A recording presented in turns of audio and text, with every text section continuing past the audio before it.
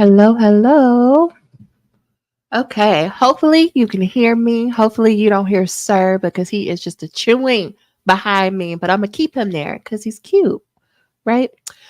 Please say hi to me. Let me know how you're doing on this Memorial Day. I want to say, take a moment to remember those who died, pretty much like protecting us, protecting our freedoms and whatnot. And we can suspend all the other conversations right now, but the holiday today is Memorial Day. And if you have any active military folks in your life, any veterans, then you probably know very well that for them, this isn't necessarily a holiday. It's not even a happy time. It's a really sad time because it's in memory of those we lost along the way. And my father makes it a point to tell me that every single time because I'm always asking him for Memorial Day and Veterans Day, like, is he taking advantage of his discounts? But he reminds me in a very realistic way, like this isn't something necessarily to celebrate. We want to honor those who have passed on, of course, and to know that those who are left behind are still navigating through the grief of it all. So I just want to take a moment to acknowledge that. I also want to say thank y'all for being with me on today and thank you for just your patience, y'all, because listen, May tried to take me out. I don't know what happened, but I just feel like May came in here and was like, let's rearrange all of this. So I'm finally feeling like solid. I'm feeling kind of like I feel like more of myself these days, but May tried to take me out. This past weekend, we had the 10 pages in 2 days writing retreat, and I would say it went beautiful. It was a beautiful experience. We had about 40 to 50 people in and out over the weekend.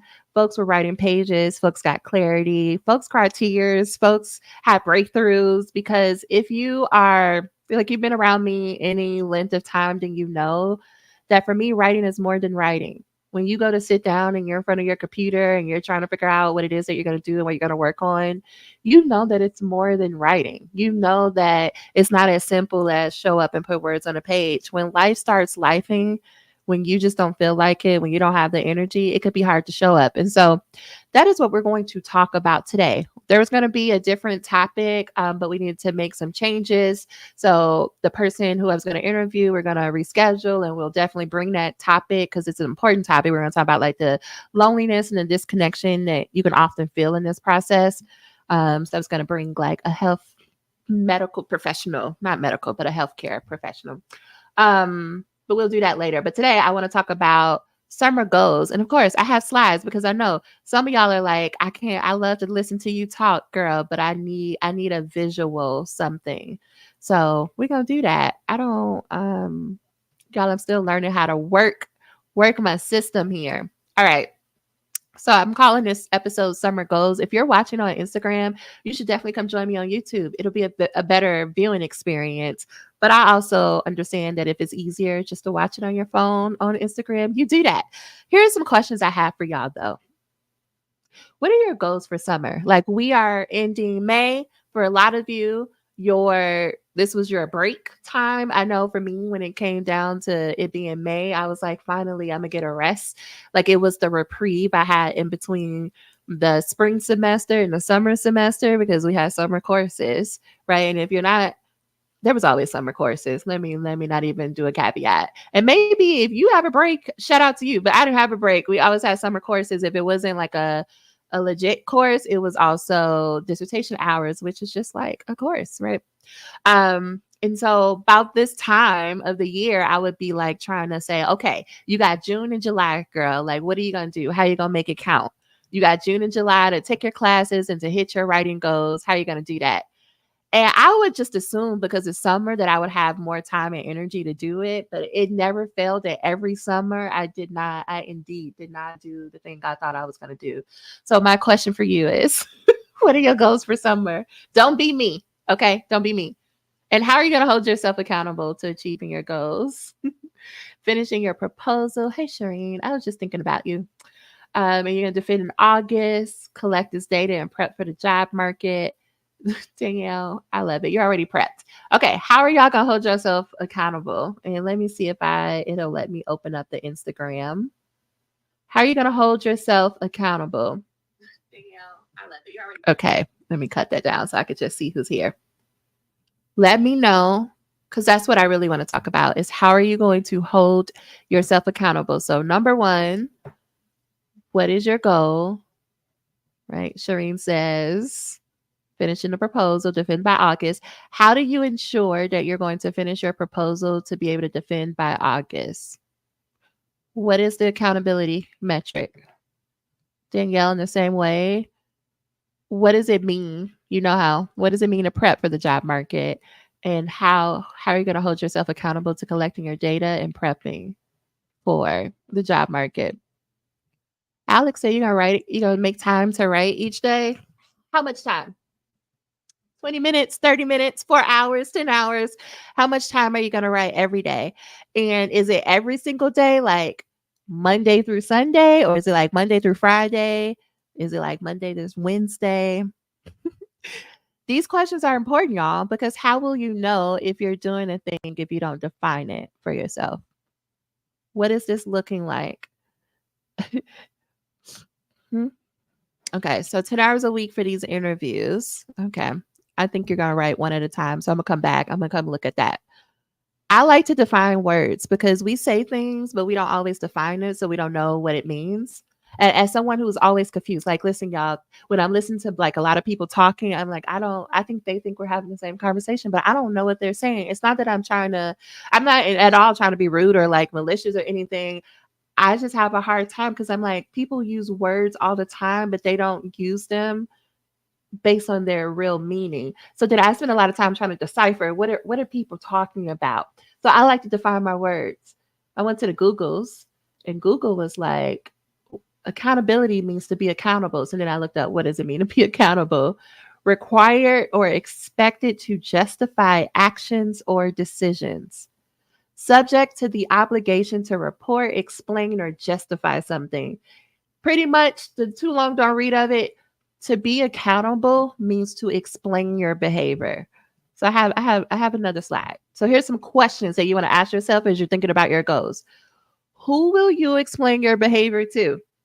When you think about these goals, so if you're going to collect your data, you're going to finish your proposal, who is going to know if you are taking the necessary actions or not?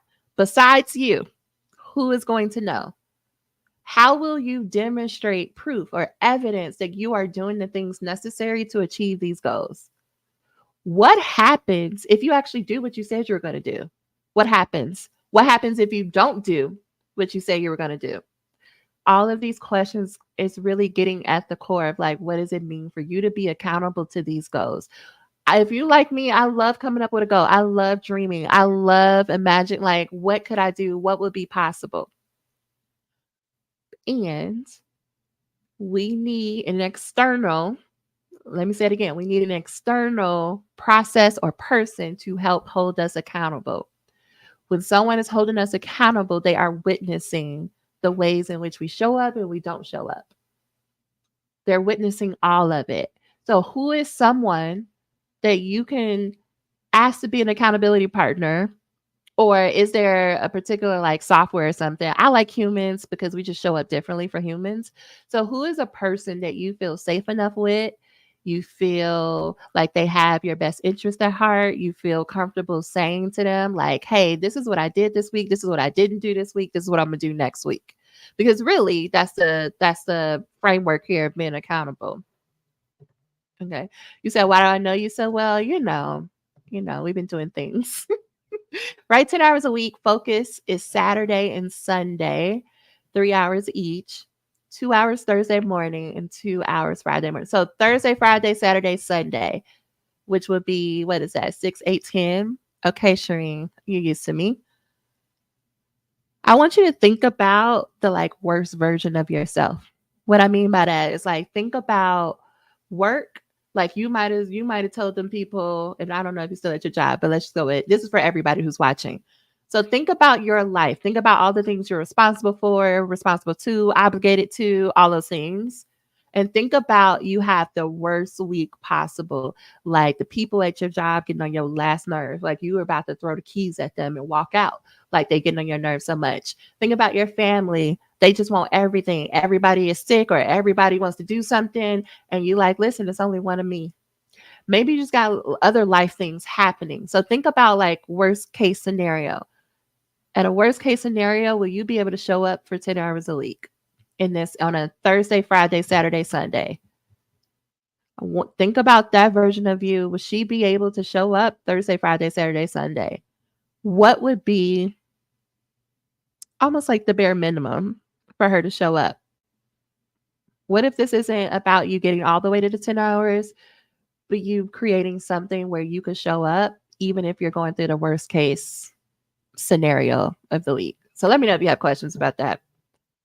Okay, Danielle, you got 10 hours a week. Early on, this would be dedicated to updating my CV, editing my what is RES diversity statement. I'm sure I'm gonna think about it later, but I don't know why. Resume? No, it wouldn't be resume. You said CV. Okay, tell me what that means. And later on, research, your research statement and your diversity statement. And later on, it would be finding jobs and applying. With your hot girl summer you got planned, Danielle, is she gonna want to show up? Is your hot girl summer you gonna want to show up for this 10 hours to do this job process that she's gonna be like, I mean, I got time. I got to like September, October. Is she gonna want to do this for 10 hours a week? So that's the question. Shireen, you say your accountability partner. Okay.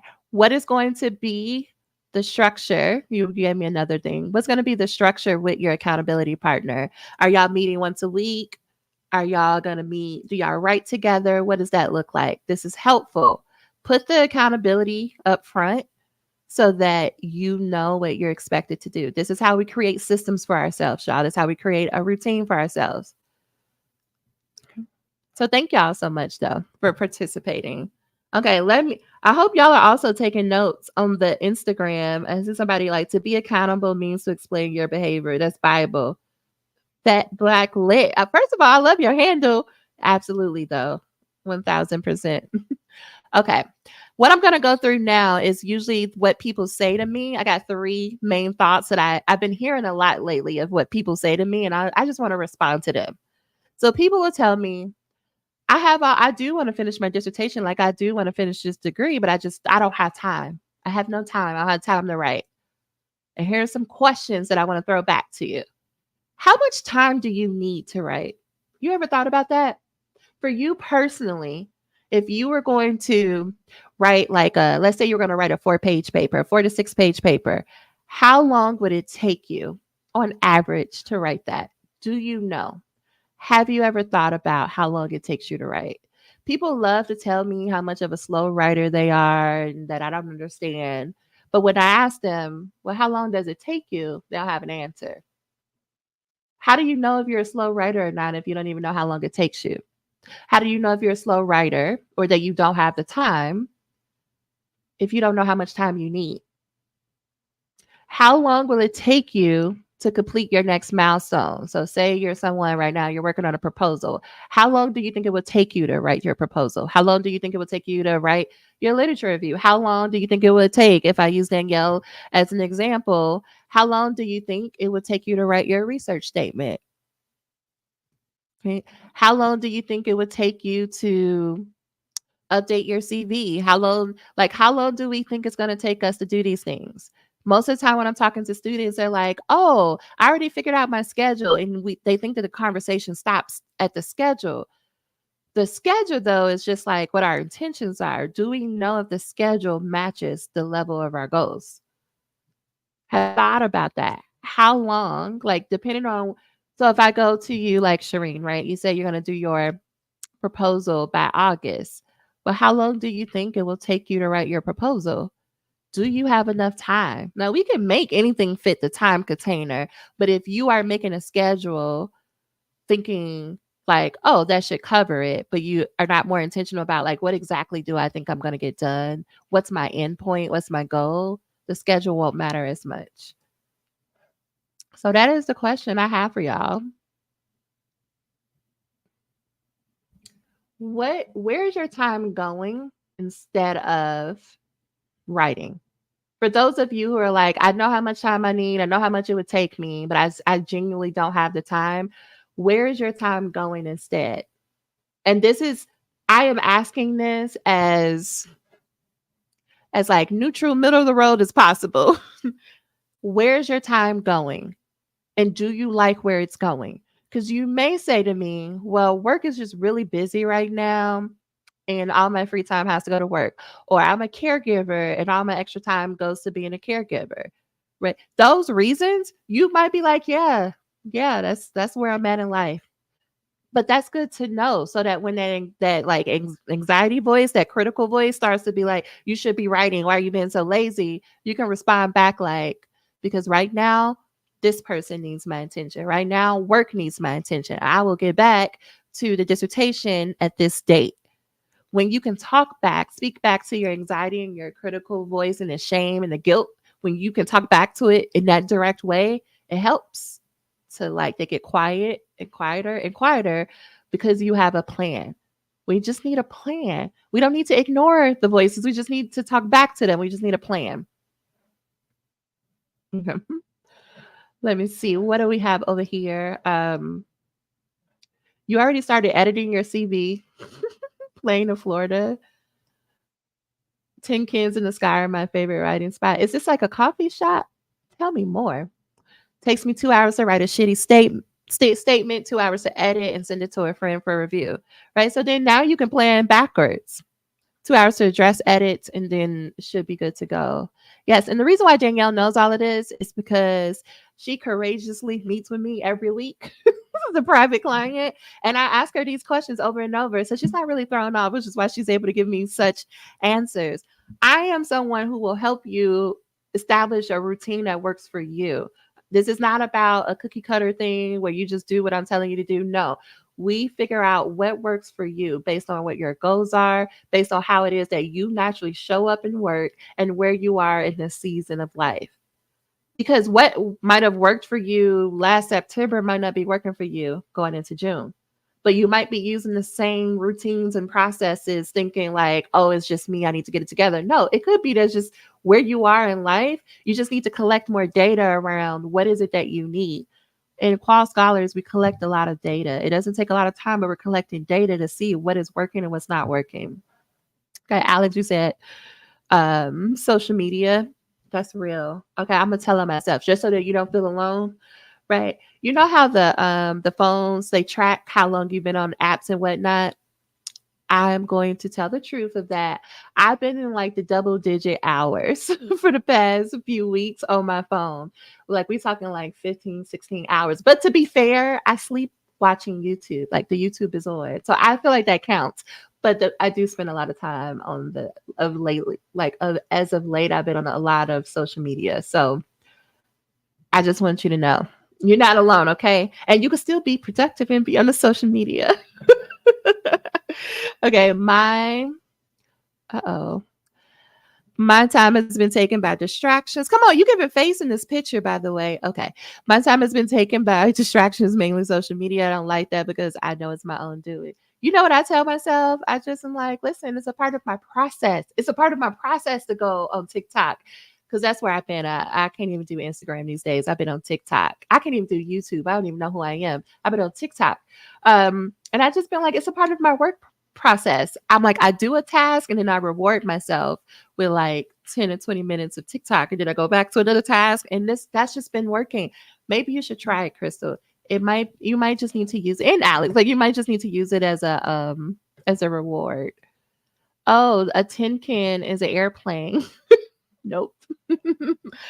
I need to submit all of my dissertation chapters. So that's your goal for the summer. Okay. How long will it take you to do that? You said I could also work on my phone. I just never been a person who could do that. I don't understand how people do it. So if the only way I'll work on my phone if it's like in the morning and I'm posting on Instagram, but outside of that, I don't know how people can function on their phones. Like it's too small. Like I like the large screen. I want to be one of those people. I'm just not. I need to submit all of my dissertation chapters edited on July 28th. I am showing up every single day. I need the community for not feeling lonely. Well, you definitely should come join us on Wednesdays. So we co-work every Wednesday from noon to 2 p.m. Eastern. It's open to anyone. you can definitely join us and we can help keep you accountable. We can serve as a sounding board if that will help you so that you can meet this goal for July 28th because I'm excited. Okay, let me know what it means to work every day as well. Like, what does that mean? All right. So, what do we do in Qual Scholars? 10 hours a week, which is why folks were giving me their 10-hour schedule. But you see, it says 10 hours or less. Some people love to show up in my DMs and be like, "Do you really mean it when you say 10 hours?" And then they get real shocked when I'm like, "Well, you probably are going to work less than 10 hours." And then either they ghost me or they ask me how, because that sounds so ridiculous to them. But what I want you to think about the last time you sat down to write. Think about, or the last time you sat down to work on your dissertation or even at your 9 to 5. How much time was actually spent doing work and how much time was, oh, let me get my head right. Oh, let me check the emails. Or, oh, if you like me, oh, let me go watch some TikToks. How much time was actually spent working? How much time were the fingers on the keyboard moving? How much time, or if you were reading, how much time were you actually reading versus looking up things or looking for additional articles or searching or getting organized? Because that's what people like to tell me. What I'm saying you're going to do is 10 hours of solid work. Because when you have a clear plan, well, we're not going to do this whole like, oh, let me just check the email. Let me just ease into it. No, you go check off the list. So what we do every Sunday, we meet as a group Sundays at 7 p.m. Eastern. And we start off by evaluating how did last week go for us? What are we counting as wins? What strategies work for us to show up? So strategies like, did setting an alarm on your phone help you to show up? Did going to your favorite restaurant help you to like feel motivated to write? We're looking for what are the things that are working for you. This is about the data that I was mentioning a few minutes ago. We track the data. What is working for you? What's not working for you? What were obstacles that came up for you last week? Why? Because if they came up last week, it's a good chance they might come up this week or in the future. And so because we have the gift of hindsight, we could say, oh, if I would have did XYZ, that wouldn't have been an obstacle for me last week. Now you have a plan moving forward for when that obstacle shows up again. It's not a matter of if it will show up. Let's just go ahead and just believe that it is going to show up and you know that you're prepared with a plan. You know what to do the next time. After that, ask folks, okay, now that we have a good idea of how the last week went, what grade would you give yourself for last week? And I asked people, and early on, I was a bit like concerned about the grades people were giving themselves because I just feel like we're really hard on ourselves. People giving themselves D minus and F. I'm like, but you wrote pages. Why would you give yourself a D? That don't even make sense, right? But I have since learned to just let people grade themselves because it's more about the evaluation of the thing or your thoughts or like checking in with yourself than it is about the actual grade. Once we have that evaluation, good. Now you are prepared to make a plan for this week. Where people make the mistake is you just keep showing up every Sunday or every Monday making a plan for the week, but you don't even know if the way that you're planning is working for you. You don't know if that is even helping you to show up, if it's as organized as you think it is. The only way you know that is to evaluate it week to week, which is why we start with an evaluation. And we use that information then to say, okay, what is this week looking like? What is going to be your schedule this week? Last week, you may have been able to show up for 10 hours, but this week, you might be going on vacation and you don't have 10 hours, which is why we create a schedule every week. I don't like the whole, this is going to be my set schedule every week for the next 12 weeks because you don't know what's coming up in your life. You don't know how you're going to feel. There's just so many unknowns. So I like to do it week to week. So you have your schedule and then ask people to say, okay, what are the 5 things that you feel like you must do this week? What are 5 things that you feel like you must do? How long do you think it will take you to do those 5 things? People will be like an hour, 2 hours, 3 hours. For anything that is over 30 minutes, the group has to chunk it down into 30-minute tasks. And so we go through this process as a group. And at the end of the process, they should have at least 15 tasks that take them 30 minutes each to complete. If we're doing math, we are not at 10 hours because 15 tasks times 30 minutes is like what, 7.5 hours, 6.5 hours? Somebody check my math. It's not 10. And that means that you have time in case like some tasks come up that you didn't know, or you got to do something extra. You got to go look up a book, or you got to go meet with your chair. You still have time to do that, because there's no reason to jam pack like your calendar and your to-do list. There's nobody's going to get a prize for how much you can like jam into a time. Instead, you want to leave some room in case other things come up, because they will come up. But when you walk away on Sunday night with a list of 15 things that are so clear and granular that all you need to do is cross out, you're more motivated to do this list. And the more motivated you are, the more likely you're to show up. I know I talk a lot about motivation being a lie, but it's because I notice that people try to focus on like all these external things to motivate them, when you really just need a clear plan. Most people who are saying that they don't have time to write, it's because they don't have a clear plan.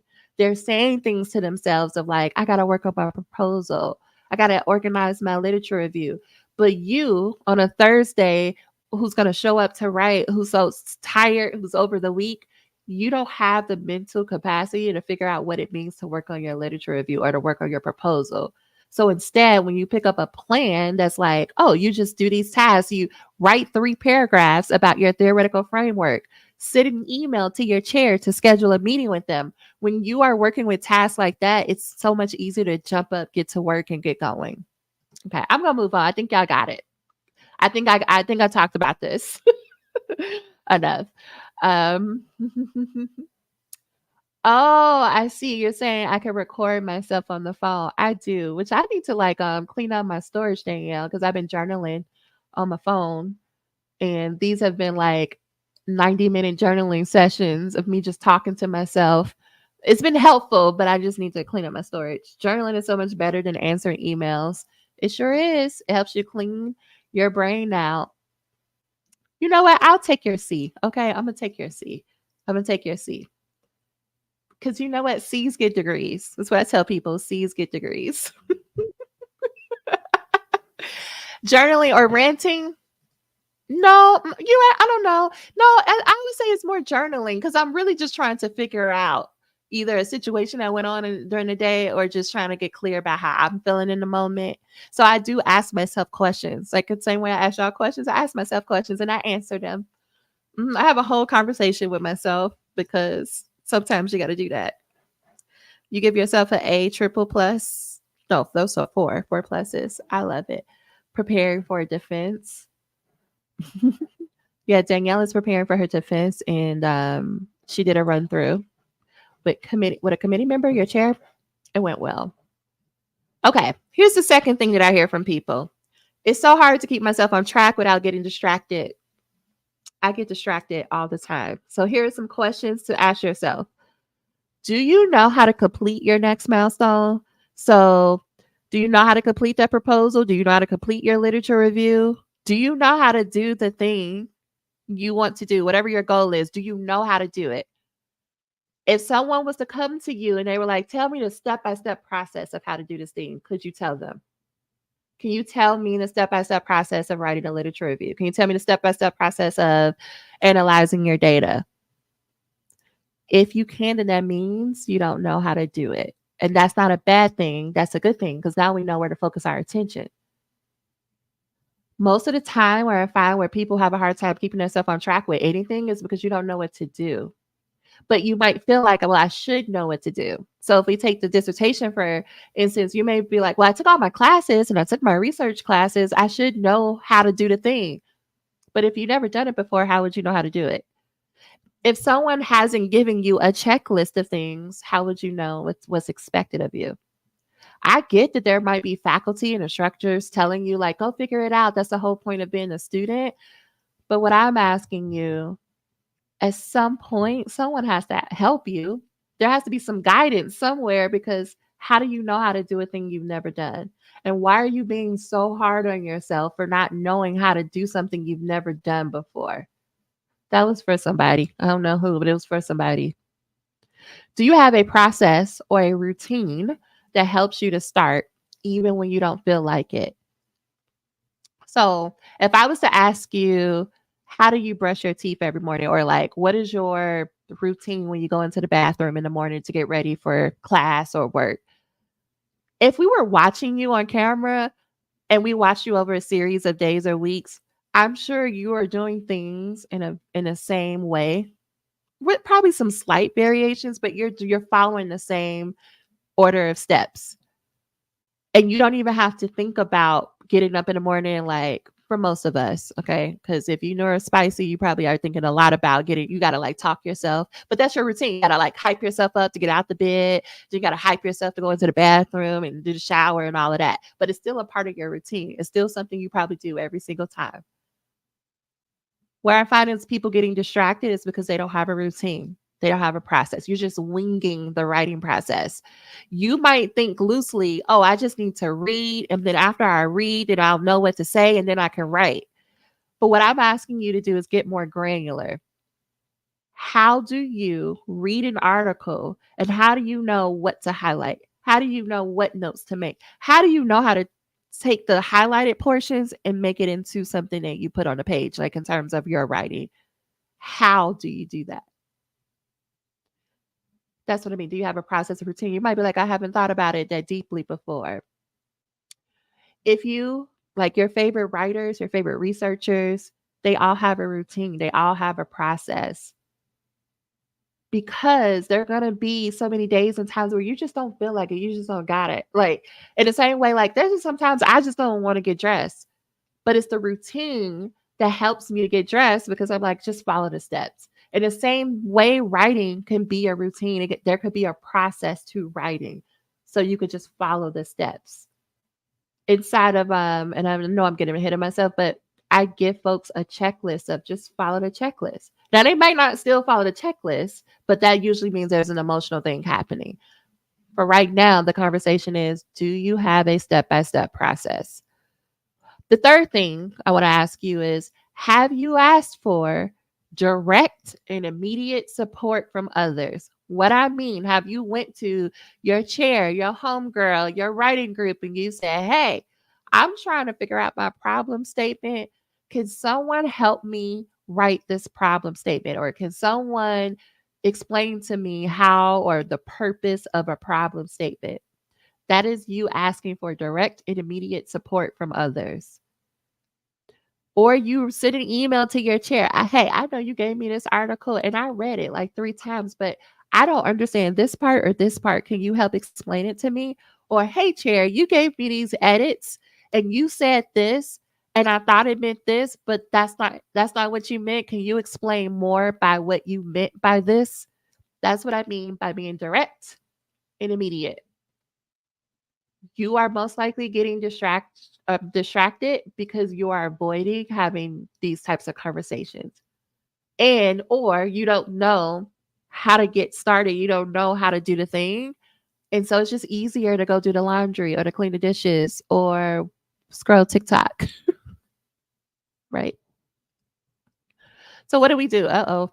What do we do? So in the group, we focus on one thing every 30 days, one goal. Are there people who achieve more than one goal every 30 days? Yes, but we all start with one thing every 30 days. So an example of a one thing would be, I'm going to write a full draft of my literature review. For Shireen, it's going to be, I'm going to write a whole draft of my proposal. For Danielle, it's going to be, I'm going to rewrite or have a new shitty draft of my CV, let's say, or a research statement. Right? It's just one thing over 30 days. Because when you put your focus and your time and attention into one thing, you get further. Y'all are high achieving. Y'all are so brilliant and y'all love to have multiple goals. Like, I'm with you. I understand you. I am you. I like, here are my 50 million goals, but I have trained myself to be like, okay, I'm going to write out the 50 goals.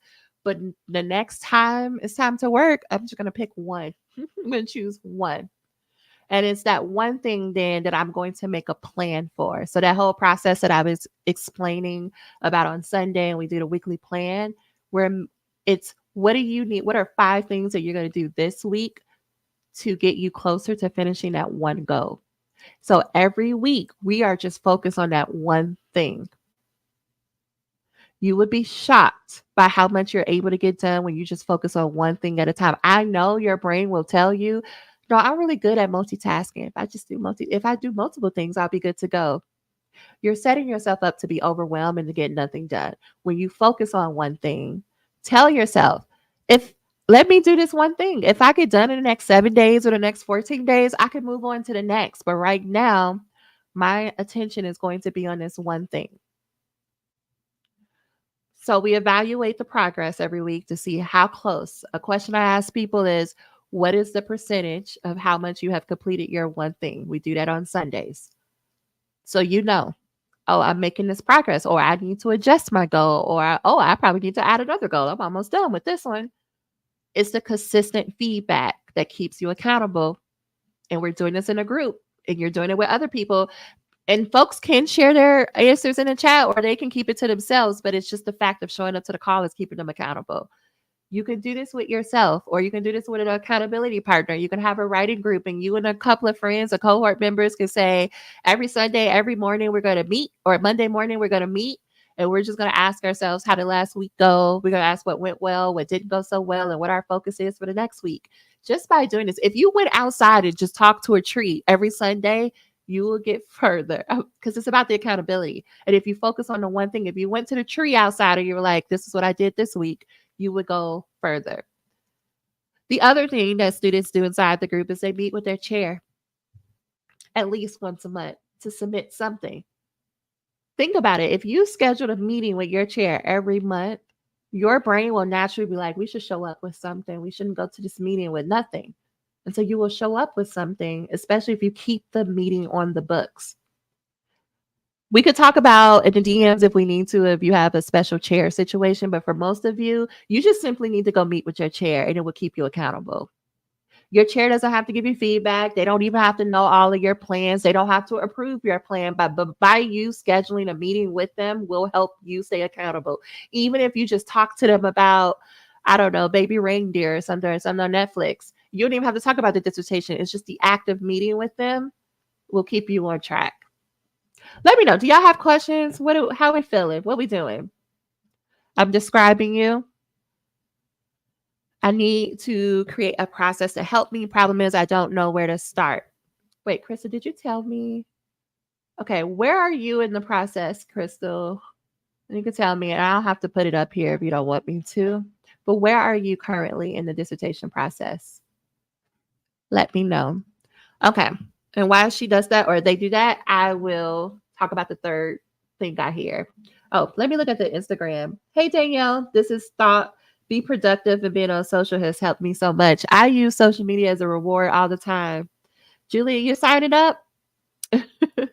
Doing one thing a week like dinner helps me. Learning how to collect the data has helped me so much. Oh, okay. Danielle I don't know how she has this ability to think of something to eat and cook every day, but she does. Okay. It's probably because she has a whole husband and he needs to eat something. But I just marvel at her ability to think of something to eat every day and to cook it. I know that was random, but I just want to give her props because I'm just like, I could make a system for writing a dissertation, coming up with dinner ideas. No, I eat the same thing over and over. Is this being recorded? It absolutely is. It'll be up on both Instagram and YouTube after this. Okay. You said proposal, the literature review. Okay, so Crystal, I want you to think about who are the people that you are focusing on in your study. So let's just say I'm going to use my dissertation as an example. The people I was focused on was Black women in doctoral programs at historically white institutions.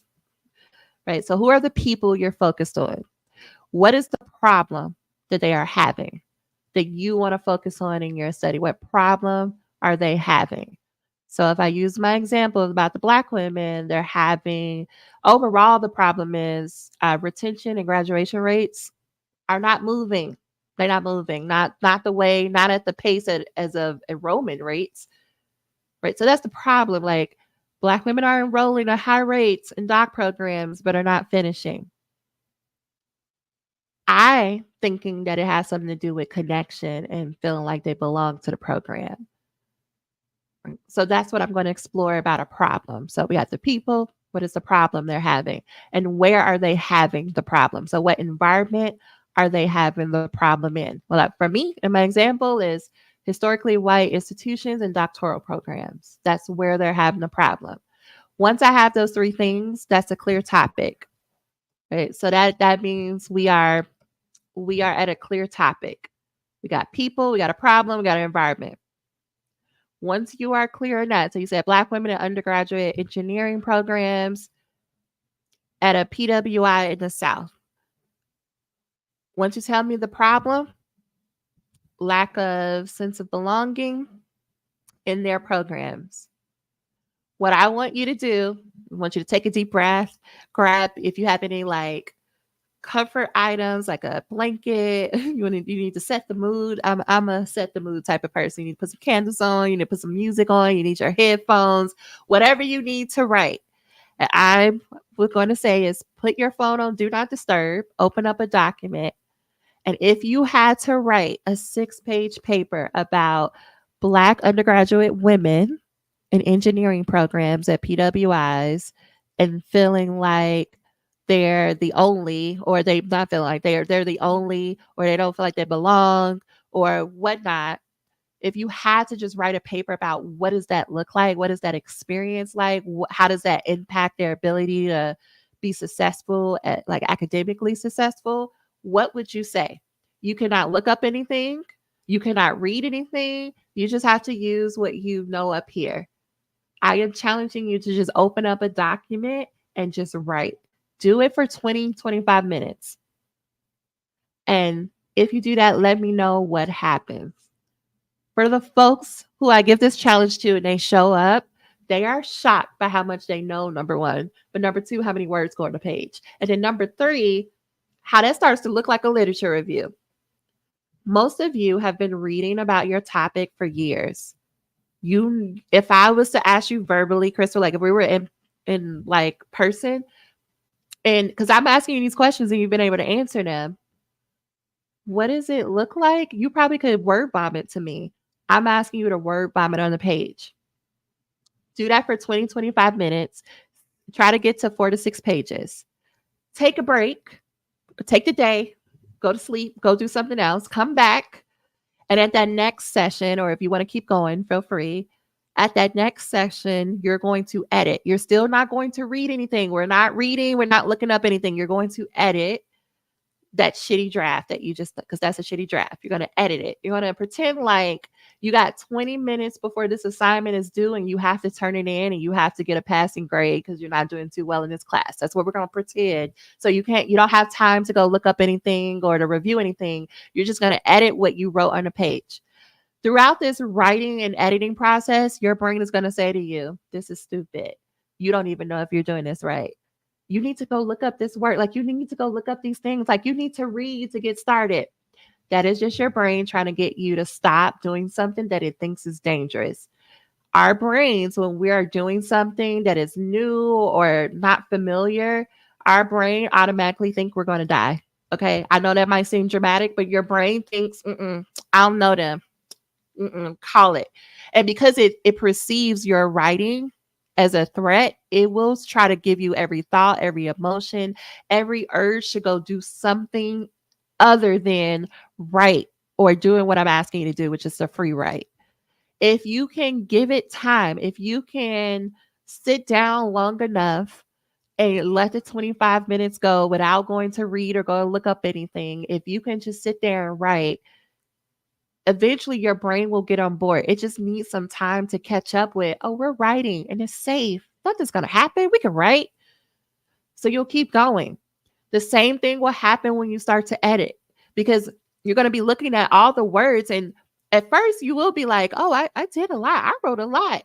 But then it's going to kick in and be like, but can I even use this? What is my chair going to say? They're going to be like, this is crap. I can't use it. We're just going to let that voice be there. We're going to keep going. So when you edit, here's what I want you to do. Number one, I want you to just go ahead and run the spell check, like a Grammarly or something like that. Run the spell check. Do that. The second part is I want you to focus on your paragraphs. Go back to like high school English 101. Does each paragraph have a topic sentence? Did I define my words? Do I have examples? And you can do this without reading. I want to keep saying this. You do not have to. We haven't looked at the literature yet. You need to just get clear on what it is that you want to say. So you want to make sure that there are paragraphs, right? And then the third part of editing, put some headings and some subheadings. If you truly do this without reading or looking up things, again, you're going to still be shocked by how much you know, but you will see, oh, I can write. This is not about if I can write or not. I can write. Look at all these words. When we were in the writing retreat this weekend, this is what people were doing. You can write. What is happening for most of you when you write, you're worried about what your chair is going to say or if you're doing it the right way. And so you're not giving yourself enough time and space to put words on a page. When you start off by 25 minutes of free writing and then editing, you will be like, you'll probably be about done with this literature review. So you go to sleep, you go take a break. Your third session, then you can go find the literature. I suggest that you go ahead and find like 7 to 10 articles. We don't need to be trying to like download the entire journal of things, okay? Or the entire database. We need like 7 to 10 articles. You got to download 7 to 10 articles related to Black women in engineering programs, Black women's sense of belonging at PWIs, Black women in STEM programs, something of the sort. 7 to 10 articles. For each article, look at me. For each article, you are only going to read the abstract and the discussion. Everybody say it with me. The abstract and the discussion. Why are you not going to read anything else? We don't need the rest of that. We need the abstract and the discussion. Your citations are found in the abstract and the discussion. Right? Because when we're looking for citations, we're looking to see what did other researchers find from their research. We don't care about how they interpret their literature, so we don't need to read their literature review. Unless you're doing a method study, we don't care about their methods. And really, we don't need to read like the findings because they're going to talk about it in the discussion. What you need, the citation you need is found in the abstract or the discussion, because the abstract is an overview of the entire study. And if someone did their due diligence in writing their abstract, they should tell you what their results and their findings and what it mean inside the abstract.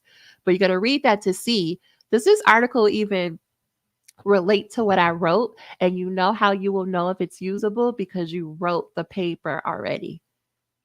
When you try to read first and then write, you don't know what you're looking for. You don't even know what you're reading for. You don't even know what articles to find. But when you write first, you are clear on what it is that you are trying to say. You are clear about the argument you're making so that when you go to the literature, you know exactly what you're looking for. You know exactly what citation to find.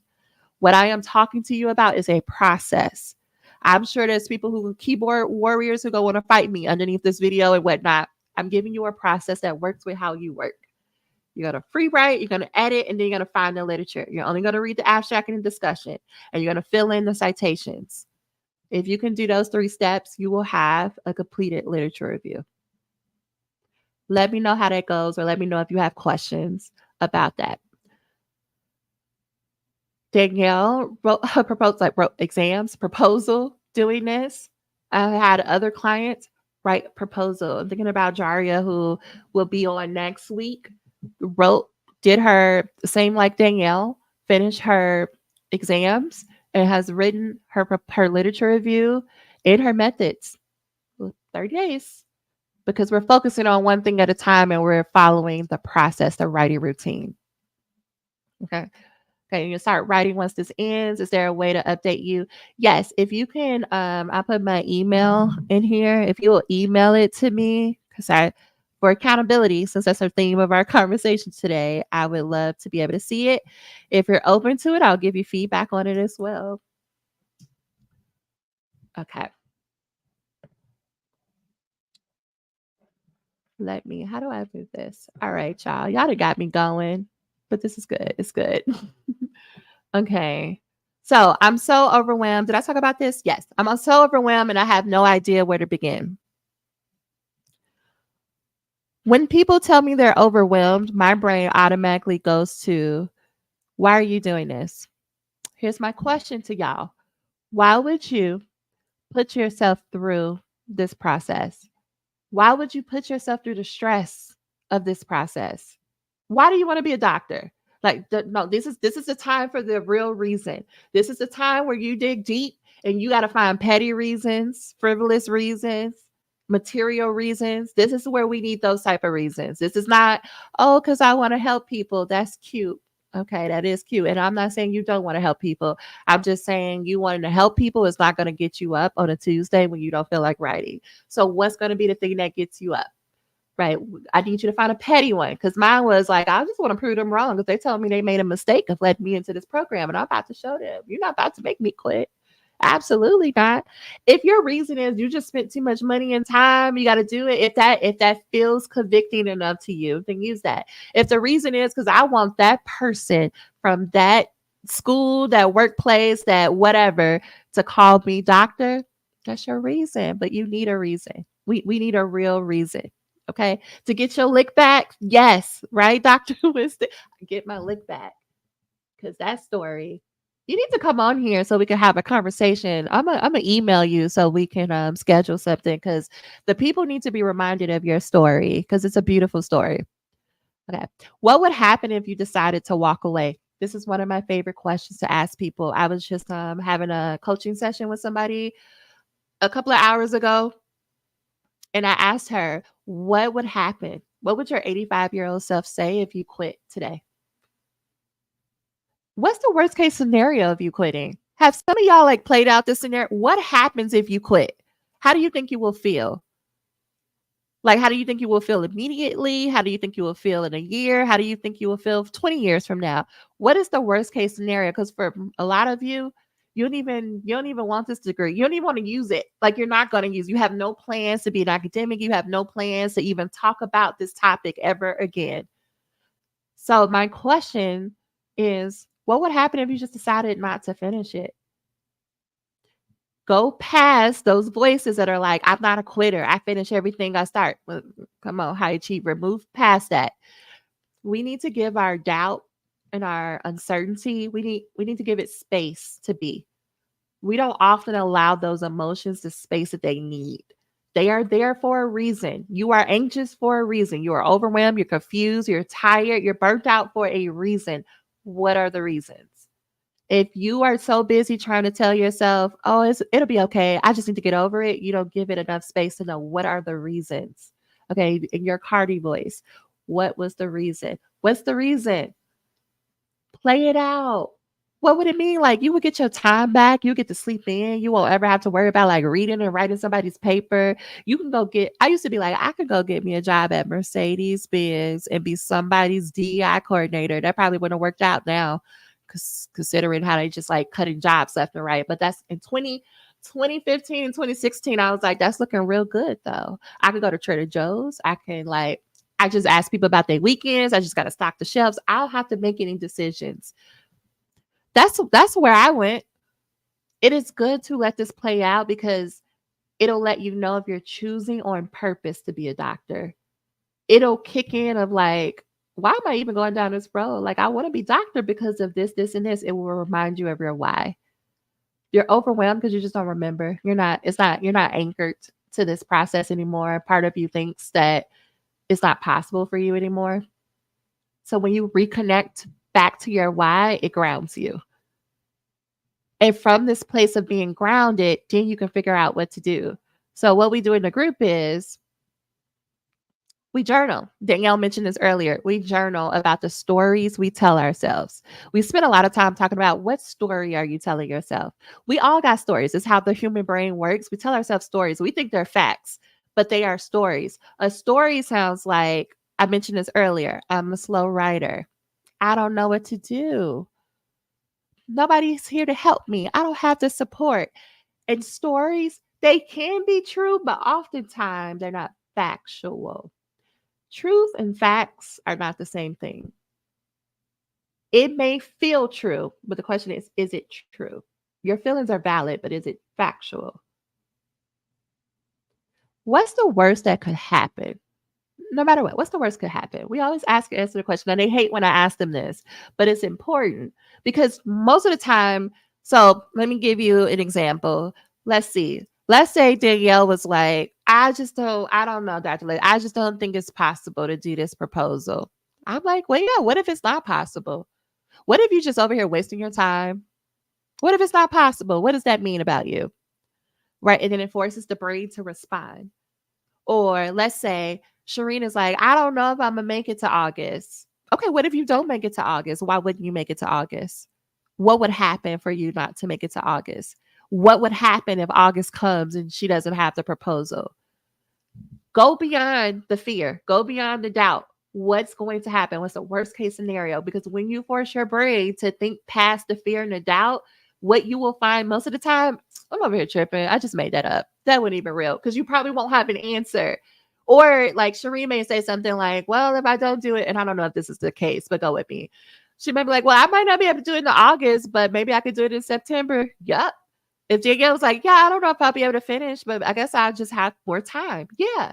If you allow yourself to play out the worst case scenario, you will find that like, oh, it probably just gonna take me more time, or I probably have to ask more questions, but you would be able to figure it out. And then the third thing, ask for help. Again, I've mentioned this twice, but ask for help. Because when you're grounded, you can ask for help and you can receive the help. Or you can ask yourself, what is something I can do right now? What's my next best step? Could I just I might not be able to write the entire literature review, right? So if I go back to Crystal might be like, I know she gave me all those steps, but I don't know if I can do that. What I will ask Crystal to do and you to do as well, can I just read one article? Could I just write a shitty paragraph? Because we may not be able to do the whole thing because we're so overwhelmed. But when you say, can I just, and you give yourself something to fill in the blank, it's like, yeah, I could do that. Let me put it outside of the dissertation. Yesterday, I was like, I need to clean up my house. I don't feel like it. So then my brain was like, could I just clean up half of it? And then I was like, I still don't feel like it. Okay. Could I just mop the floor? I can mop the floor. That's it. And I just did that. And then mopping the floor then led to other things, which led to other things. The can I just will help you get started. And if you only have capacity to do the one thing, then you did something. You showed up. But the can I just is helping us show up. So like for the treadmill, I walk on the treadmill 3 or 4 times a week. Some days I just don't have it. Like last week, I was like, I don't want to do this. But what I tell myself is, can I just walk on the treadmill for 20 minutes, 10 minutes? You can put on a YouTube video. Could you just do it for 20 minutes? And usually I'm like, I could do it for 20 minutes. And I do mean, I honor what I say of like, at the end of 20 minutes, if I don't feel it, then I leave. But at least I can leave with my head high knowing like I showed up for myself because this is about showing up for yourself. Okay, Instagram, you might get cut off. So if we do get cut off, please come over to YouTube because, Instagram only lets you go live for an hour. Okay, how do you know if the article is good if you didn't read it? Because you're going to read the abstract. The abstract usually tells you, here is the problem, here's the purpose, this is what we did to collect data, who we talked to, this is what we found, and this is what these findings mean. If people are doing the abstract in a proper way, that all of that information should be in that one paragraph. From that, because you have already written out your shitty draft, you already know what you need a citation for. So when you're reading the abstract and you're seeing what they've done, you can match up. Does this match up to what I wrote? Does this relate to what I wrote? Like maybe it doesn't match up to what I've written now, but maybe it'll match up a little bit later. Then you put it in the save file. If it doesn't relate at all, then you delete it or put it back where it was. But if you could use it, you'll know because you just wrote out your draft. So let me know if that helps. And I'm looking at questions on Instagram before it goes away. Juliet, if you asked me the question, I didn't see it, but if you ask me, I'd be happy to answer. Okay. Y'all, she asked me 1 week when I turned in less than what my advisors expect of me. Why does it make sense that you did that? My answer was because if I pushed through, I would be burnt out and would never finish. as opposed to what I did was to turn in a couple of paragraphs that week. And by taking that break, I finished it not only on time, but 20 minutes before it was due. And Danielle, I wish there was a way to bring you up. I don't think there is. And Can I Just is the real MVP because it's what got me through. The reason why I want to bring her up is because so when she did this, they were not happy. There was a committee member that was not happy that she only turned in a couple of paragraphs. But it's because of us having these conversations about the worst case scenario that she was prepared for it. Doesn't mean emotionally it didn't take her out a little bit, but she was prepared for it and we had a plan. I'm like, this is what we are going to like we met and I'm like, this is what we're gonna do. You're gonna have a meeting with this committee member and you're gonna explain to them, yeah, I didn't do what I said I was going to do, but I did give you these paragraphs, and this is my plan moving forward. I don't know how to. Okay, let me see. Let me see how I do this. So I'm going to put this here, and that should bring you over here with me. Okay.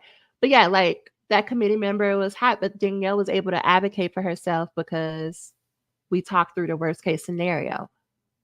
This will help y'all when you talk through the worst case scenario. It will help you to advocate, prepare, to ignore people who try to come at you left. Like, y'all, we just got to talk through the worst case. When she comes back, when she comes up, we'll talk more about it. I think here's what I want to say about what we do, and I probably will save the slides, the rest of them for later. Really, when I'm working with people, I'm really trying to help you believe in yourself. As cheesy as that sounds, believe in yourself. Believe that it is possible for somebody like you to finish your dissertation and that you can finish your proposal before the summer ends, even though like it's May 27th. What if you finish your proposal before it ends? What if you finish your dissertation? I don't know where you are before it ends. What if Crystal finishes her literature review before the week ends? What if you finish your literature review before May ends, Crystal? What would that be like? Something to think about. Because when I say something like that, then we need to go to the next step. You need courage to believe it's possible and courage to be like, I think she's smoking something real good, but I'm willing to try and show up and see if it's possible. We need courage. We need belief and we need courage. This process starts off with emotions. You need belief and courage. Then we get into the technical pieces. What are your 10 hours of uninterrupted, dedicated, committed time that you're going to focus your time and your attention on your dissertation? You need a clear and doable plan that outlines step by step, this is what I need to do. And you need a community to hold you accountable. Okay, I'm bringing Danielle up and I'll come back to this. Oh, well, maybe the internet didn't want her to come because it removed her. I don't know what happened, Danielle. Try again. I hit the button for you to come on stage and then it didn't work. Okay. My whole point of this session today, let me go back. How are you holding yourself accountable? How are you holding yourself accountable to your summer goals? What is something external? Who are the people? Who are the communities? What's the organization, the software, etc., outside of you that's going to hold you accountable? Okay, we're going to try this again. Okay. I'm not touching nothing else. Okay. So you were working really hard. You had you and the committee decided you're going to submit your introduction, but your energy, your capacity was not there. And so you submitted a couple of paragraphs instead of the full introduction. And then I'll just give it to you. What happened afterwards? So I turned in the paragraphs and the notes that I had for the direction of where I was going with that. And then I waited because that was our whole practice was I would turn things in on Friday on the shared drive and then by Monday I would usually have feedback from them.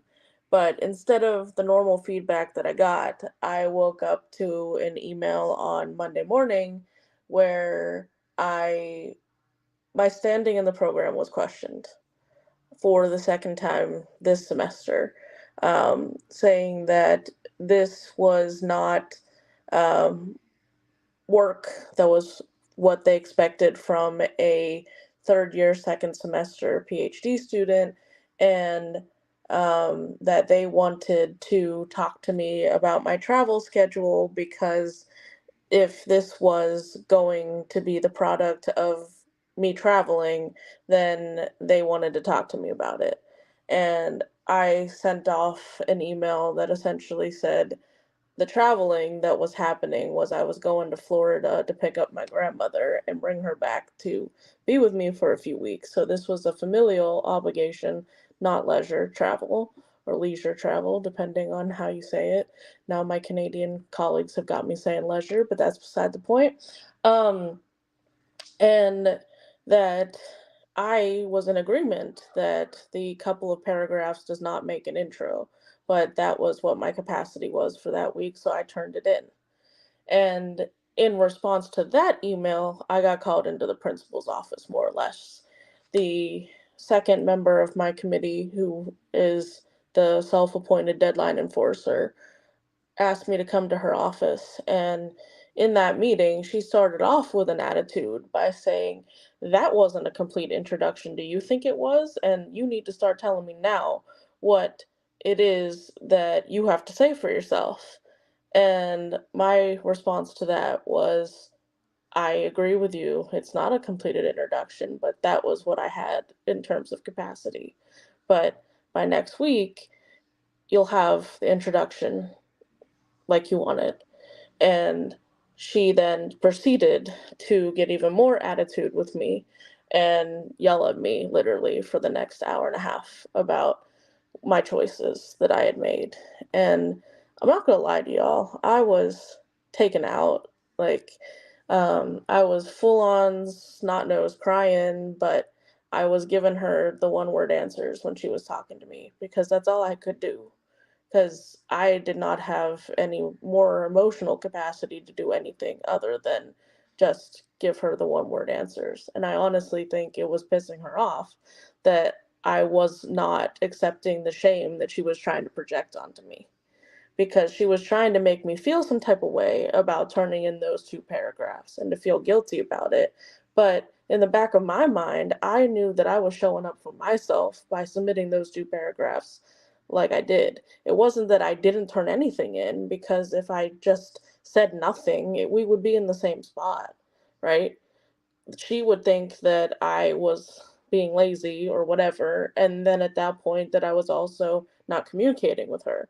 But I did communicate with her. I did turn in the two paragraphs, and I wrote the introduction that next week and more because I had capacity to keep going once I let myself be emotional that day. And shout out to grandma and leaning into community because she helped me out with a medicine to help me relax. Um, Keep it at that for the record. But anyway, the point of the whole thing is that that would have broken me before, like taken me completely out. I would not have been able to write. I would not turn anything in for another 3 weeks. But because I have been consistently showing up for myself in this process for since January, really, working on this dissertation proposal, I knew the work that I had put in and I knew what I was capable of doing. So, in that, I showed up, I put words on the page, and the dissertation proposal was turned in last Wednesday. Hmm. If you could go back like a year ago, so like May 2023, that version of you, Mm, what would she say about this whole situation? Because like, let me be so everybody we're clear. She turned in the few paragraphs. This person was irate. Like this person was losing their shit, y'all, on her in the email, tagging mm-hmm, different people. That could be very scary when you're like, here I am taking a chance to show up for myself and this person is responding. So I would argue like maybe for you or other people, like this is definitely the worst case scenario. mm-hmm. And like you said, it would have broken you. But I'm curious, like you a year ago, how is she like responding to not only that you turned in the paragraphs, you went to that meeting, but you also continue to advocate for yourself and say, Mhm. like, yeah, because you could have left that conversation and say, like, I'm gonna stay up all night and just give her this full introduction so that that never happens again. I probably would have. I mean, honestly, like, if we're reflecting on May 2023, me, Hmm. and what she's thinking about this, she is like, damn, we did it right now. But I think she would, if I were talking to that version of me, she wouldn't have believed that I could Hmm. have done that because I know that it wasn't. I mean, to be frank, Dr. Lacey's been telling me for a while now just to I am doctor and I just need to believe myself, right? But I didn't know what that meant, right? Like I've heard it all my life. Believe yourself, believe in yourself. But Hmm. when it really wasn't until I was in that meeting holding my own that I believed myself and the work that I had put in. And in that moment, I understood what that whole phrase meant because I could have accepted that shame and taken it on and shut down. But instead of accepting that shame, what I said was, I am not accepting your categorization of me because you can think whatever you want to think, but I know the hours that I put in my own lab to get this work done. And you can think I'm lazy, you can think I'm doing too much, but I know what I've done and what I'm capable of. And because I know what I'm capable of, and because I know what I needed to do, then I was able to show up and just do what I was telling myself to do. But before, when I didn't believe that I could do it because I Hmm. had been internalizing this feedback that this isn't what a third year, second semester PhD student was supposed to do, I would have taken on all of that shame. But I believe myself now, which was And huge. you can believe yourself because you have the data, right? Like, because every week, 100%. yeah. And I have words on the page. Like, you know, Dr. Lacey's been coaching on this for a minute, but it's still true. Like, the words on the page, when she said that the first time and told me to start journaling, like everybody else here, I'm like, Dr. Lacey, you're crazy. This whole journaling thing, Mm. I got enough feelings. Like, I'm a external processor. You want me to do what now? On this journal will be by myself. Like, I don't want to do that. But eventually, I just got tired of being where I was. And I was like, what wasn't working was trying to do what everybody else was telling me to do, except for what I needed to do, right? And what I need to do, which makes no sense to some people, is I have to put myself in an environment where I see other people working. Because Mhm. when I see other people working, then it compels me to do work. But in those places, some other folks think that that's distracting, right? But for me, that isn't. But I had to learn that about myself. So when I did what works for me and started putting words on the page, eventually words became sentences, became pages, became a proposal. And when I say words on the page, like I did not believe that I knew as much stuff as I did when I Mm. first started writing. I could talk about it because I'm a great talker. You know, Gemini season out there. Hello to Yes. all my fellow Geminis. Um, but I had always believed in my head that I wasn't a great writer. I could talk it, but I couldn't write it. But eventually, when Dr. Lacey said, "Can you please just write for you? Just write it. It's not going to be perfect. It's going to be a shitty paragraph, but just write." And write what you think about the literature and Mhm. how you interpret it. Because when I was able to write down in First Danielle, Second Opinion what was happening, then my argument made sense. And then once I had that argument laid out how I wanted to say it, then I could go back in and plug in all of the things that I've read over the past 3 years that come have formed that thought in my head in the first place, right? But until I knew what I was saying, I was just trying on other people's sentences to make my point. But those other people can't make my point because it's not their story to tell, it's mine. Mhm. Mm. So that's the freeing piece of it. And short anecdote, when I first started thinking about getting a PhD, a mentor of mine had me read this book about sport marketing, and I Mm. focus on women's sports fans, so it makes sense, right? And at the end of the book by this author, he had 10 things about the future of sport marketing. And one of them was he still believed that women's sports couldn't make money. Mhm.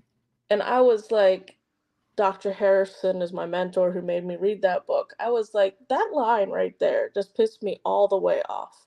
And he was like, D, he's a dude from Pittsburgh. He doesn't have the same relationship with women's sports the way you do. The Mhm. reason why he's writing that is because that's not his story to tell, that's yours. And when Dr. Lacey said, write it the way you see it, that finally clicked in my head. It was like, quit trying on all of these other people's arguments because they're making different arguments than the one that you're trying to make. So Mhm. you make sense of your argument first, put it down, and then flip it and reverse it on them. Come on, flip it and reverse it. Yeah, because when you're reading other people's literature reviews, what I mean, because there was a couple of questions. You're Mm-hmm. reading their interpretation of the literature. There's not Mm-hmm. a one way Mm-mm. standard way of writing a literature review. So we don't need to No. read other people's interpretations because we don't know if they even read. We don't even know if they No. copied from someone, right? Like, or anything of that nature. And yeah, that book, I'm trying not to go. I'm like, jokes on them because, like, the WNBA out here looking like a whole different, like, I'm on just concert. saying. Okay, 25% increase in viewership 2023. Then last year, so 2022, they had the 25%. 2023 season, another 21% year over year increase above that. I'm just saying, the future is bright for women's sports, and I'm going to be right here to tell you all about it. And for those people who already have season passes, that was a great investment, friend, because now you can sell tickets Hmm. and just make so much money. Okay, not to get the I people mean, are loving your flip it and reverse it on the Instagram. Okay. Okay, one more question I have for you. mhm. How do you get yourself to write? Because y'all, like, even though Dan was like, I could talk about it, yeah, like she reads, like she has all the literature in her head. So like I would assume you would prefer to read and then write, but how do you get yourself to write without the urge of going to look up something like that first writing session? So the first few times I fought you, Yeah. and I read first, and then I tried to write, and then I'd end up with 5 sentences on a page and be so frustrated because I'm like, why? Right? And the only thing that I can compare it to is if you've all ever been stuck in the snow or stuck in the mud trying to drive and your wheels keep spinning, that's what was happening to me in my writing process. And then I'd have all these advisors that would say things like, we know you know the literature. We know that you're smart because you ask good Mm, questions and can talk in class. Why can't you write? Well, newsflash, making me feel bad about myself is demotivating. But anyway, side point, back to this, how do I motivate myself to get into the space in the first place? Is when I first go to the pen and paper and just start writing. Because if I mm, start on the computer, for whatever reason, my brain's like, this has to be final if you type it. mm, So mm, I start on the paper and I just try and ask myself, what is it that you're trying to say? What are you arguing? What is the point you're trying to make? Don't worry about the indeed scholars have said blah, blah, blah. We'll worry about that later. Just write down what point you want to make. And then from there, I do a little outline. And then if I know a citation off my head, I'll write it in there. But if I don't, I'll put cite and Mm, then move on. Now, there is such a temptation in that moment to go look up what that citation is, but I have this little document or page in my notebook if I'm writing. If it's on the computer and I'm typing, then I have it as a separate Word document as a tab called my parking lot document. And I mhm, literally will just put it there and say, find citation, C note, or whatever, so that I go back and do it. And just the transference of, so I don't forget and putting it on there gives me that sense of calm that you are going to get back to it and do that. And I mhm, tell myself, self, you're going to go back to it. It's okay. We're mm, really okay. You need to get this thought out first, and then go back to it. And 100% guaranteed it works.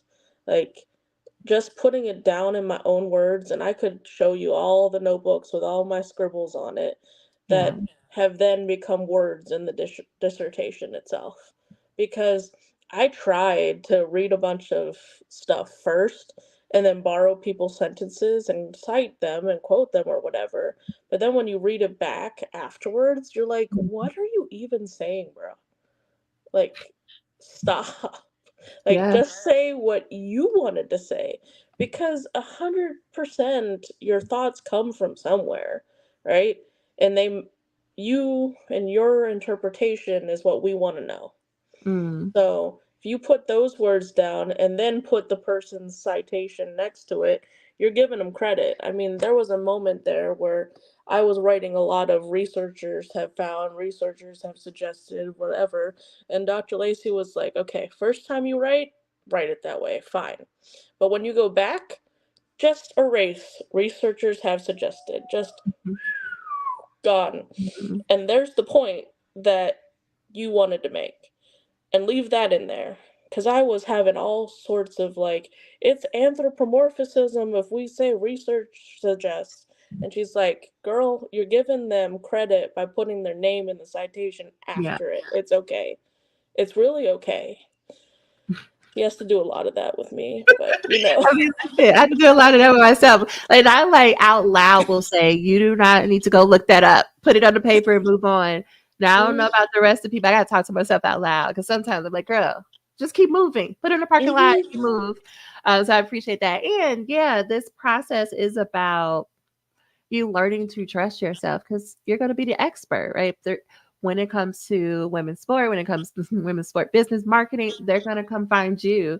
And you're not going to always know what the question is ahead of time. You're not going to even always know like an answer right away, but you can trust yourself that you have the skills and the ability to figure it out to provide something. The dissertation is the first really of many assignments that you're going to have like that, where you're like, I don't even know if I'm doing this right, but this is my best guess as an expert. Yeah. 100%. And I mean, I that was the same way in my methodology, because you want to talk about trauma. The methodology section for me and my former advisor, man, she made me feel all kinds of small when it came to the methodology section. So I was questioning whether or not what I was doing in writing it was even permissible, because, that voice in my head was like, that's not justified, blah, blah, that, Mhm. that. So I had to just put words on the page and Mhm. feel like, okay, one paragraph. Can you just write this paragraph? Can you just write this sentence? My Yeah. way through the whole entire thing. And when I tell you that I ran through that proposal defense and the advisor literally had one question about my methodology, he was like, what is the difference between constant comparison and the frenetic thematic data analysis that you have here?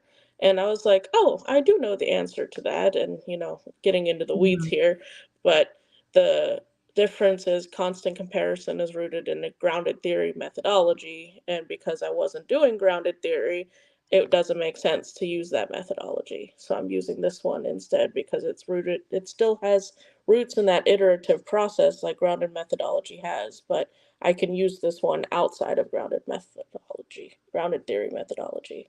And he was like, oh, okay, that's an acceptable answer. And I was like, rewind, what? Yeah. And that's what it is. Like, we know this better than they do. I wrote 109 pages. I'll be amazed if they all read all 109 pages. They Mm, won't. They mhm. won't. They won't. But I know from writing those 109 pages that I know why I'm doing every single step. Yeah. So, And that was a walkthrough session, y'all. And Sharon was like, good to go. Good to go. Writing. So mhm. I want to make sure we bookend that because, right, I'm not telling you to turn in the shitty draft. I'm saying start with the shitty draft that you can refine into a draft that you can feel good about. It's just, I'm asking you to break up the writing process because you trying to do all the reading, writing, editing at the same time is keeping you stuck. Mhm. It's why you're not moving forward because you think you're working smarter. You're working harder by trying to do it all at once. So you are helping people by sharing your story. You're helping them, and people are telling you congratulations Thank you. on here. And I can't pull up the the Instagram comments, but yeah, the people are like, "Thank you for the good energy," and I like your handle, Barefoot Weekends, is saying, "Do a voice memo." Where you freely talk about what you think about what you read and then Yeah. translate that into writing, which is what my journaling is. Like if you don't believe me, I think I'm gonna do a content analysis on my verbal journal because I'm a nerd like that. Um, have someone interview you on your topic and record it. Your thoughts will surface in your answers. Mhm. Absolutely. And keeping it moving. Thank you so much, Danielle, for sharing. If y'all could help me, if you could do a favor, one, please clap it up for her, like send her some good juju. But if you could also help me convince her to come and do a session on a data analysis, that would be great because she got a whole system between like the software, the whole process. She analyzed 14 interviews in like 2 days. I'm being ridiculous, but it felt like 2 days. It felt very quickly. I'm sure it felt that way to you too.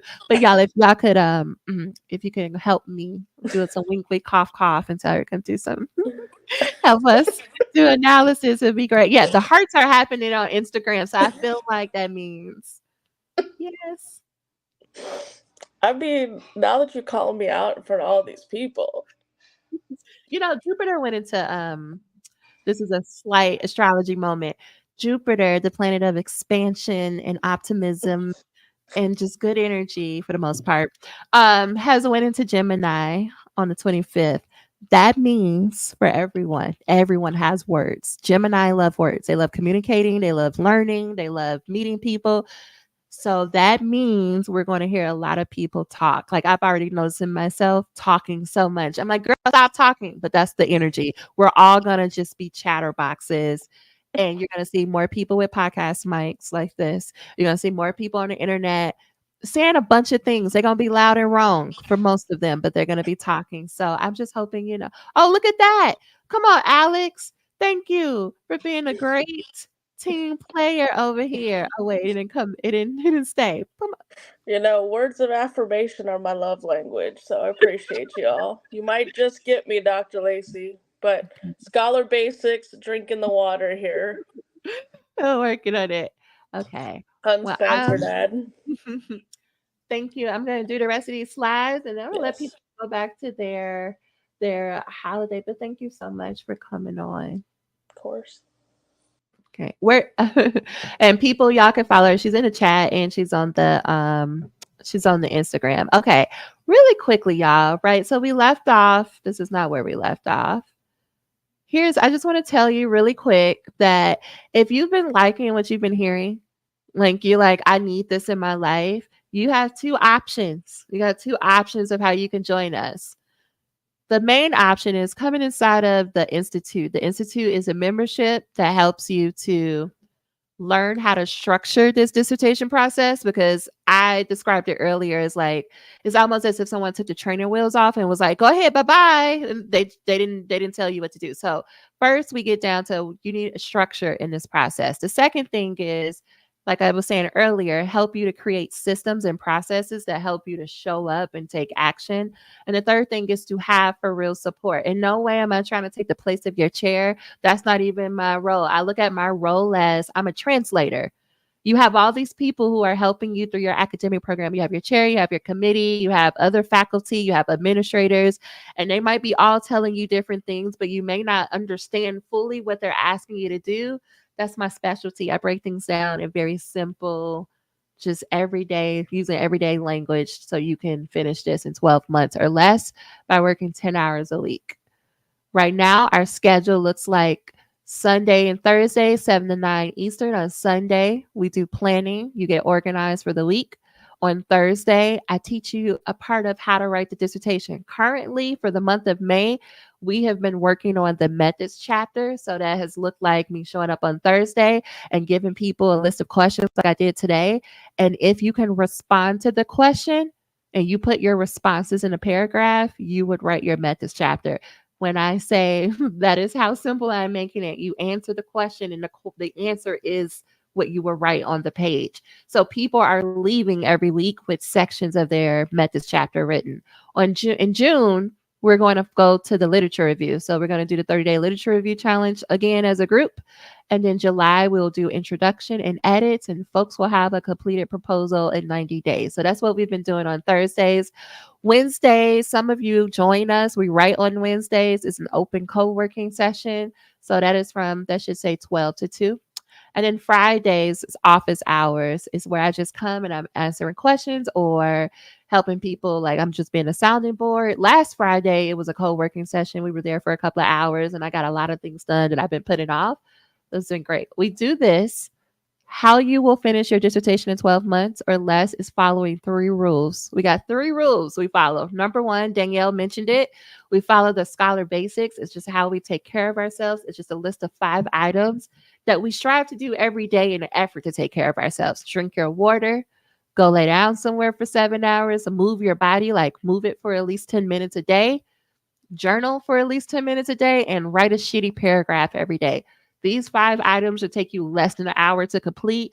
But if you only did those 5 things, you would feel so amazing because you would be hydrated, you would be rested, your mind would be clear, and you would have put words on a page.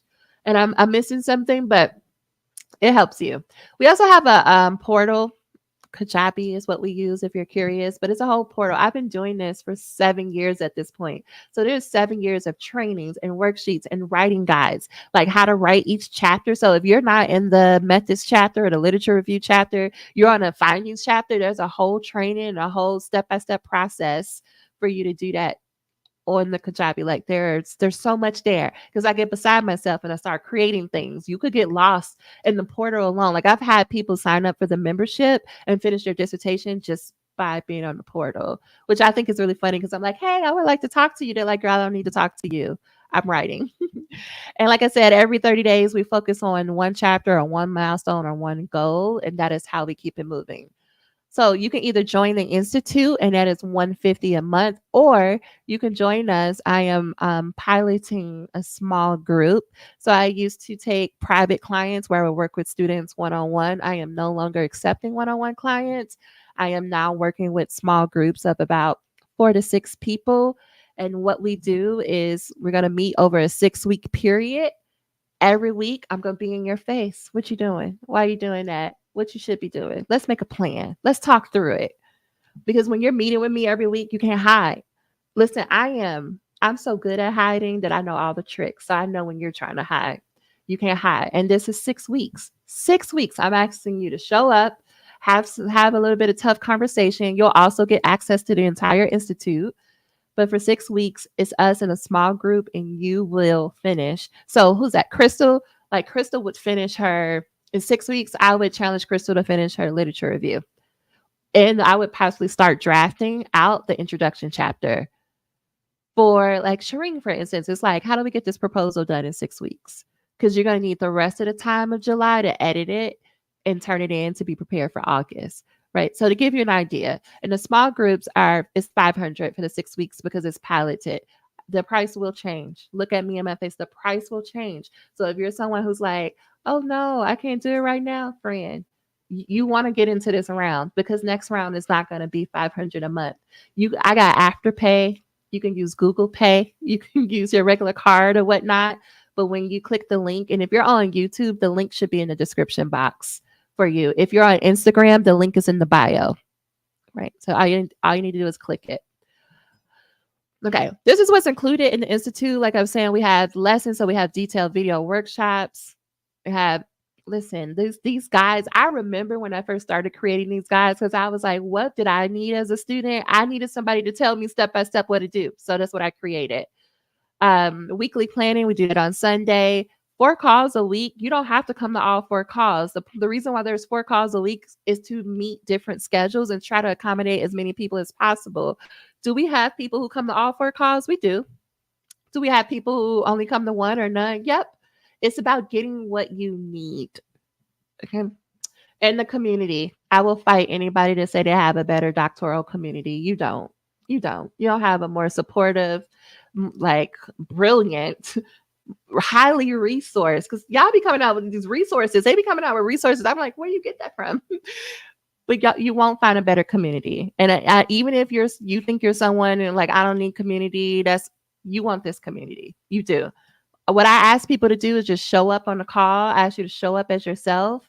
I ask that I'm not looking for you to show up in a professional way. If you got to show up with your bonnet and your whiskey, then that's what you show up with. Because to me, I just care about you showing up to the calls. Like I know that if you're on the calls and you're listening to the conversation, it's going to help you. Even if you never say a word, you never turn your camera on, I know that it will help you. But you will want to turn your camera on because we'd be having a good time. It'd be a good time. Okay, I just started talking and I want to make sure. Yeah, okay. This is what the schedule looks like if you want to see it out. But like I said, make sure you go to the link. It's in the bio or in the description box and you can sign up. And this is where I'll end. You heard Danielle's story, but I want to talk about like Tiffany, Dr. Tiffany Alexander. So the first time that I did the small group, it was just a random idea because I get random ideas and I'm like, oh, let's just see what happens. So I asked Tiffany, those of you who were on here a few weeks ago, Erica was in this group and it was Helena was also in this group. And we met every Monday from, I think it was like September, October, November. We met every Monday and I would just ask them questions, ask them what they were doing. But around October, I think it was Halloween. I said, Tiffany, what is happening with this dissertation? And she was like, I know work has been really busy. She has a really demanding job. She's like, work has been really busy. I haven't been able to like show up and do what I want to do. And I'm like, okay, we need to get done. We need to get done because you said that you're graduating in 2020. What year is this? 2023. You're graduating in 2023. So we did this group in 2022. It's Halloween. Hear me. It's Halloween. All that she has is a few pages of her intro and a few pages of her literature review. And I say, Tiffany, what if you finish this proposal before Thanksgiving break? We're at Halloween. I said, before Thanksgiving break, what if you finish this proposal so that you can defend it before the semester ends? She did look at me like, girl, what you talking about? I can't do that. That's not possible. I said, but what if it is possible? So we coached through it. And then I do what I normally do, which is I stop coaching because I know there's some process that needs to happen and I let the community take over. So the other folks on the call were telling Tiffany all the reasons why it was possible for her to do this by Thanksgiving. This is what you need because there's going to be a point where me, your chair, other faculty, you won't be able to hear us because you'll see us as like, it's easy for you to say that because you are already finished. But when you have another person who's at the same place you are in the process, or Erica was still working on her literature review, like she wasn't even supposed to be working on her proposal yet because of how her program was structured. But she was telling Tiffany all of the reasons why she could do it. Tiffany said, like, okay, I'm gonna go try it. She had an entire proposal and defended it before the year was over. Do you hear what I'm saying? We've had this conversation on Halloween. She had a completed proposal and defended it before the year was over. So then that takes us to January. And I'm like, all right. She's like, okay, I want to go all the way. I need to get this done. So I was like, okay, January and February becomes about IRB and collecting data. She did that. We worked together. We put some ideas of like how to find participants and she got all participants. I think she had 12 or 15. So that, she did 1 hour interviews. A lot of those interviews probably went over an hour because she was talking to Black women who were in administrative like leadership positions in higher education. So those conversations went long. So she did that. So we're at March. I'm like, all right, how you feeling? Fatigue did set in, but I was like, you're so close. Between me, her, and her chair, and in terms of support, she was able to she wrote her findings chapter and she got halfway through the discussion. And she was like, okay, I think I hit my wall. I'm tired. But I want you to hear from Halloween to like spring break. She pretty much had an entire dissertation. She took off a few weeks and then she finished the discussion. She graduated, y'all. She did it. What I am telling you is not like some pie in the sky thing. If you are someone who is willing to just follow instructions and willing to just go with me for shits and giggles with my ideas, you will be shocked what you are able to accomplish. Her episode will be coming out soon. I just need to edit it where she fully details this entire story so that you can hear her say it in her words.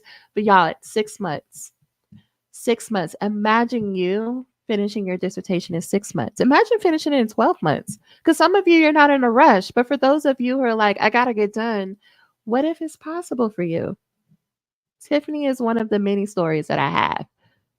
So join me for the small group. Use the link. You can also send me a DM if you have any questions, if you're curious about if this would be right for you or not.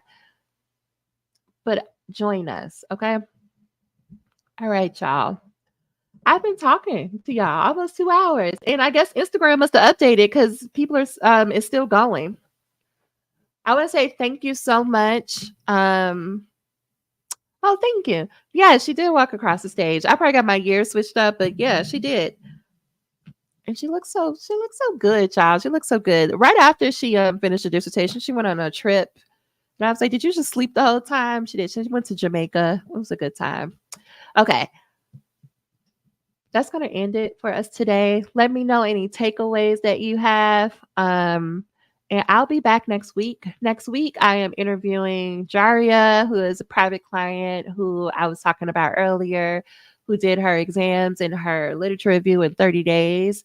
And I just need y'all to hear her talk because it is very much like, yeah, I just showed up and did it. But I think it makes me laugh. But I think you're going to get so much from her experience. And so we look forward to that.